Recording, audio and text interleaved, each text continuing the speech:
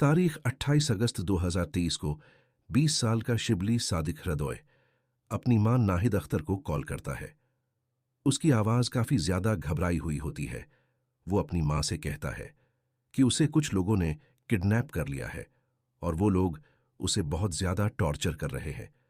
शिबली की मां इससे पहले कुछ समझ पाती, अपने बेटे से कुछ पूछ पाती, इतने में ही कॉल कट गया। थोड़ी देर बाद फिर से शिबली के नंबर से ही नाहिद को कॉल आया, लेकिन इस बार कॉल पर उनका बेटा नहीं बल्कि कोई अजनबी था। वो अजनबी जो नाहिद अख्तर की जिंदगी में तूफान लाने वाला था। तो क्या हुआ था शिबली सादिक हृदय के साथ, पूरी कहानी जानकर आपका दिल दहल जाएगा। तो चलिए शुरू करते हैं आज की यह वीडियो। शिबली सादिक हृदय बांग्लादेश के चित्तागोंग का रहने वाला 20 साल का हंसता खेलता हुआ लड़का। जिंदगी को लेकर उसके भी कई सारे सपने थे और अपने सपने को पूरा करने के लिए वो पढ़ाई के साथ साथ काम भी करता था। बेहतर भविष्य के लिए वो कादलपुर स्कूल एंड कॉलेज में पढ़ाई कर रहा था। पढ़ाई का बोझ उसके गरीब माँ बाप पर न पड़े, उसके लिए वो एक पोल्ट्री फार्म में मैनेजर की नौकरी भी कर रहा था। शिबली की दो ही जिंदगी थी, एक पढ़ाई और दूसरा काम। वो हर वक्त इन्हीं दोनों में लगा रहता था। शिबली अपने काम के प्रति कुछ ज्यादा ही ईमानदार था और उसकी यही ईमानदारी उसके लिए मुसीबत बन गई। शिबली कादलपुर के जिस पोल्ट्री फार्म में नौकरी कर रहा था, उस पोल्ट्री फार्म में और भी 5-6 लोग काम करते थे। एक ही जगह काम करने की वजह से शिबली और वहां काम करने वाले दूसरे लोगों के बीच दोस्ती हो जाती है। चूंकि शिबली पोल्ट्री फार्म का मैनेजर था और वहां काम करने वाले लोगों से दोस्ती हो गई थी, इस दोस्ती का नाजायज फायदा उठाकर वो लोग अपने काम में कोटई बरतने लगे। लेकिन शिबली को ये सब हरगिज गवारा नहीं था। काम करने को लेकर शिबली उन सबको टोकने लगा। वहां शिबली की उम्र सिर्फ 20 साल थी, जबकि ज्यादातर काम करने वाले 24 से 25 साल के थे। इसलिए अपने से छोटे मैनेजर से कमांड लेना उन लोगों को पसंद नहीं आ रहा था। बस यही से विवाद की शुरुआत होने लगी। धीरे धीरे बात आगे बढ़ती गई और विवाद देखते ही देखते लड़ाई में बदल गया। शिबली और बाकी काम करने वालों के बीच लड़ाई हो गई और ये बात पोल्ट्री फार्म के मालिक के पास पहुंच गई। मालिक ने सभी को समझाकर मामले को शांत करवाया और सभी नॉर्मल वे में काम करने लगे। शिबली पिछली सभी बातों को भूलकर अपने काम में व्यस्त रहने लगा। लेकिन शिबली का विवाद जिन लोगों के साथ हुआ था, वो लोग इसे भूले नहीं थे और वो लोग शिबली से बदला लेने के लिए तड़प रहे थे। इस मामले को लगभग 2 महीने बीत गए। 2 महीने तक तो सब कुछ सही से चलता रहा। शिबली पोल्ट्री फार्म में शांति से खुश था, लेकिन उसे क्या पता था कि उसकी ये शांति तो तूफान के आने वाले पहले की शांति थी। आखिरकार 28 अगस्त 2023 का वो मनहूस दिन आ ही गया, जिस दिन पोल्ट्री फार्म में काम करने वाले लोगों ने शिबली से बदला लेने का मन बना लिया और उसे किडनैप कर लिया।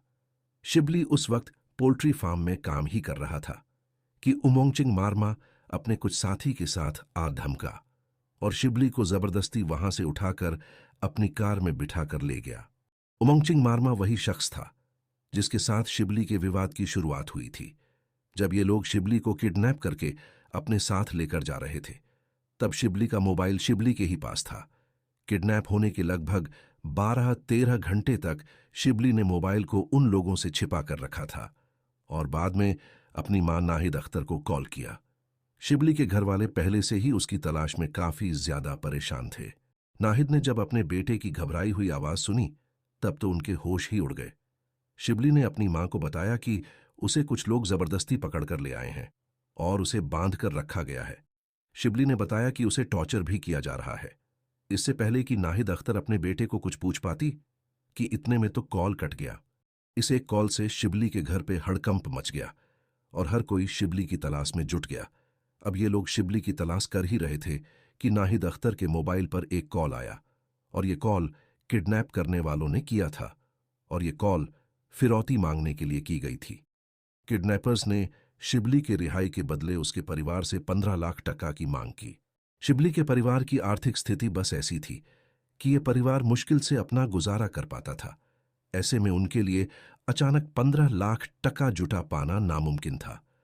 फिर भी अपने बेटे के खातिर शिबली के परिवार वाले पैसे जुटाने की कोशिश में लग गए। 15 लाख टका की फिरौती मांगने के 3 दिन बाद भी जब शिबली के परिवार वाले पैसे का इंतजाम नहीं कर सके। तब 31 अगस्त को किडनैपर्स ने फिर से कॉल किया। शिबली के पिता ने अपनी गरीबी की बात बताई और किडनैपर्स को फिरौती की रकम कम करने की गुजारिश की। लेकिन किडनैपर्स तो पहले से ही शिबली और उसके परिवार की आर्थिक स्थिति के बारे में अच्छी तरह से जानते थे। इसलिए उन लोगों ने भी फिरौती की रकम कम करके 15 लाख टका से 2 लाख टका कर दी। वैसे तो गरीब परिवार के लिए 2 लाख टका जमा करना भी बहुत मुश्किल है, लेकिन जहां बात घर के बेटे की जिंदगी की हो तो कैसे भी करके पैसे का इंतजाम करना ही पड़ता है। शिबली के माता पिता ने भी वही किया। दर दर हाथ फैलाने के बाद आखिरकार 4 सितंबर को शिबली के माता पिता ने 2 लाख टका जमा कर लिए। फिर उन लोगों ने किडनैपर्स से संपर्क किया। किडनैपर्स ने शिबली के पिता को पैसे लेकर बंदरबन डिस्ट्रिक्ट हेडक्वार्टर्स के पास बुलाया। अपने बेटे को वापस पाने की उम्मीद लिए बताई गई जगह पर पहुंच गए। वहां पैसे लेने के लिए 2 लोग आए और शिबली के पिता ने उनको पैसे का बैग दे दिया। पैसे लेकर जब वो लोग जाने लगे तब उन्होंने पूछा कि शिबली कहाँ है। तो उन लोगों ने कहा कि तुम घर जाओ, तुम्हारे घर पहुंचने से पहले ही शिबली घर पहुंच चुका होगा। और जब शिबली का पिता घर आया तो शिबली अब तक घर नहीं आया था। शिबली के माता पिता को अभी उम्मीद थी कि शायद किडनैपर्स शिबली को छोड़ने में और टाइम लेंगे। इसी उम्मीद में उन्होंने शिबली के इंतजार में 3 दिन और बीता दिए। 4 सितंबर को उन्होंने पैसा दिया था, लेकिन जब 7 सितंबर तक भी शिबली अपने घर नहीं पहुंचा, तब शिबली के माता पिता ने थक हार कर राउजन पुलिस स्टेशन में शिबली के किडनैप होने की FIR दर्ज करवाई। शिबली के किडनैप होने के 11 दिन बाद यह मामला पुलिस के पास पहुंचा। शिबली के माता पिता ने रिपोर्ट दर्ज करवाने में इतना वक्त इसलिए लगाया क्योंकि किडनैपर्स ने उनको धमकी दी थी कि अगर पुलिस को खबर की तो उन्हें अपने बेटे से हाथ धोना पड़ेगा। लेकिन 11 दिनों के इंतजार के बाद भी जब उन्हें उनका बेटा नहीं मिला, तब जाकर उन्हें पुलिस में जाकर रिपोर्ट दर्ज करवानी पड़ी। पोल्ट्री फार्म में हुए झगड़े के अलावा शिबली का कभी किसी भी विवाद से नाता नहीं था। इसी आधार पर शिबली की मां ने पोल्ट्री फार्म के ही 6 लोगों पर अपने बेटे को किडनैप करने का आरोप लगाया। इन 6 लोगों में उमोंगचिंग मर्मा, सुचिंगमिंग मर्मा, अंगठुईमुंग मर्मा और उक्यथवाल मर्मा और 2 अज्ञात आरोपी थे। शिबली को पोल्ट्री फार्म से ही किडनैप किया गया था। पुलिस ने अपनी जांच भी वहीं से शुरू की। जितने भी आरोपी थे, पुलिस ने सभी से बारी बारी से पूछताछ करनी शुरू करी। शुरुआती पूछताछ में तो इन लोगों ने पुलिस को बरगलाने की काफी कोशिश की, लेकिन पुलिस के सामने उनकी चालबाजी ज्यादा देर तक काम नहीं आई और पुलिस ने 4 आरोपी में से 3 आरोपी उमोंगचिंग मर्मा, सुचिंगमिंग मर्मा, अंगठुईमुंग मर्मा को शिबली को किडनैप करने के आरोप में गिरफ्तार कर लिया। पुलिस ने बाकी 2 आरोपियों की भी तलाश जारी रखी और इधर शिबली का सुराग हासिल करने के लिए गिरफ्तार किए गए 3 आरोपियों से भी सख्ती से पूछताछ जारी रही।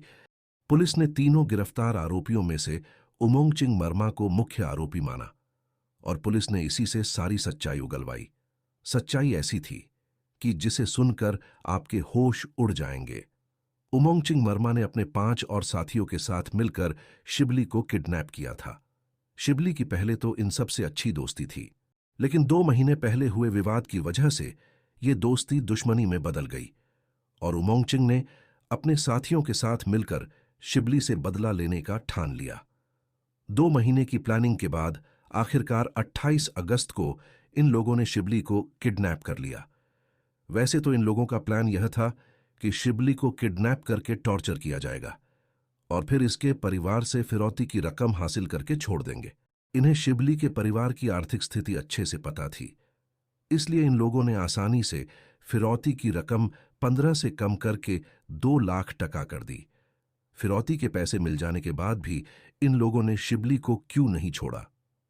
इस सवाल के जवाब पर उमोंगचिंग का कहना था, शिबली को पता था कि उसे हम सब ने मिलकर ही किडनैप किया है। अगर हम शिबली को छोड़ देते तो वो पुलिस को जाकर सारी सच्चाई बता देता और हम जेल चले जाते। इसलिए हमने खुद को बचाने के लिए शिबली को ही मार दिया। छोटी सी बात को लेकर शुरू हुआ ये मामला आखिरकार शिबली की जान लेकर चला गया। लेकिन अब सवाल ये था कि अगर शिबली मर चुका है तो फिर उसकी लाश कहाँ है? उमोंगचिंग मर्मा ने बताया कि शिबली को मारने के बाद उन लोगों ने उसकी लाश राउजन में ही ऊंचे पहाड़ पर छिपा दी है। कुछ मीडिया रिपोर्ट के मुताबिक उमंग चिंग ने यह भी खुलासा किया था कि शिबली को मारने के बाद वो और उसके साथियों ने उसके शरीर से मांस निकालकर उसे पकाकर खा गए और फिर बची हुई हड्डियों को पहाड़ पर जाकर फेंक दिया। और 11 सितंबर को डेड बॉडी की रिकवरी के लिए पुलिस मुख्य आरोपी उमंग चिंग को लेकर उस जगह गई जहां इन लोगों ने शिबली को मारकर फेंक दिया था। पुलिस के साथ साथ वहां शिबली के माता पिता और रिश्तेदार भी मौजूद थे। आखिरकार पहाड़ पर जंगलों के बीच पुलिस को एक कंकाल मिल ही गया जिसके ऊपर का सारा मांस गायब था और सिर्फ हड्डी बची थी। शिबली के माता पिता और रिश्तेदार उस कंकाल को देखकर सब सहम से गए। पुलिस कंकाल और आरोपी उमंग चिंग को अपने साथ लेकर पुलिस स्टेशन की ओर निकल गई। इधर आसपास के इलाकों में शिबली की लाश मिलने की खबर आग की तरह फैल गई। आरोपियों के खिलाफ लोगों का गुस्सा भड़क उठा। पुलिस जिस रास्ते से आरोपी उमंग चिंग को लेकर जाने वाली थी, गांव वालों ने रास्ते में पेड़ वगैरह डालकर रास्ता बंद कर दिया। जैसे ही पुलिस की गाड़ी वहां पहुंची, गुस्साई भीड़ पुलिस की गाड़ी पर टूट पड़ी और आरोपी उमंग चिंग मरमा को खींच के बाहर निकाला। बेकाबू भीड़ ने उमंग चिंग को मारना शुरू किया और तब तक मारते रहे जब तक उसकी जान नहीं चली गई। भीड़ को शांत करने की कोशिश में 2-3 पुलिस वाले भी जख्मी हो गए। अंत में बेकाबू भीड़ को काबू करने के लिए पुलिस को टीयर गैस के गोले फायर करने पड़े। मुख्य आरोपी को तो अपने की सजा तो भीड़ के द्वारा ही मिल गई, लेकिन बाकी आरोपी अभी पुलिस हिरासत में है। सजा जो भी मिल जाए, लेकिन इन लोगों ने छोटी सी वजह के लिए शिबली के माता पिता से जो छीन लिया, वो पूरी दुनिया की कोई भी चीज उसकी भरपाई नहीं कर सकता। तो ये थी शिबली सादिक हृदय के दर्दनाक अंत की कहानी। आपका इस केस के बारे में क्या कहना है, कमेंट में जरूर बताएं। और ऐसी ही वीडियो देखने के लिए क्राइम एक्सप्रेस चैनल को सब्सक्राइब जरूर कर ले। धन्यवाद।